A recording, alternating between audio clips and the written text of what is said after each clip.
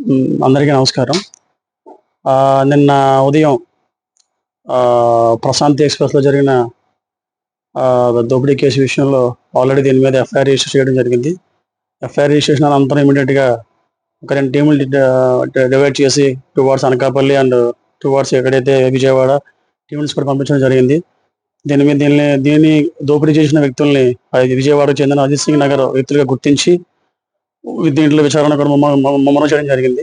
ప్రస్తుతానికి అలాగే CCTV footages అన్ని కూడా చెక్ చేయడం జరిగింది. సీసీటీవీ ఫుటేజ్లో ఉన్నటువంటి ఫుటేజ్ ఆధారంగా ముద్దాయిల్ని ఐడెంటిఫై చేసాం. ఐడెంటిఫికేషన్ కూడా జరుగుతుందండి.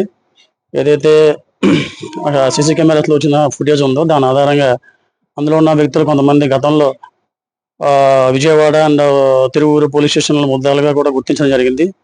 వీటి మీద ఆల్రెడీ టీమ్స్ ముమ్మరంగా గాలిస్తున్నాయి. ఫర్దర్గా ఎప్పుడైనా మీకు ఎక్కడైనా వీళ్ళ ఆచూకీ లభ్యం అయితే వాళ్ళని అరెస్ట్ చేసి మీ ముందు ప్రొడ్యూస్ చేయడం జరుగుతుందండి. ఓకే.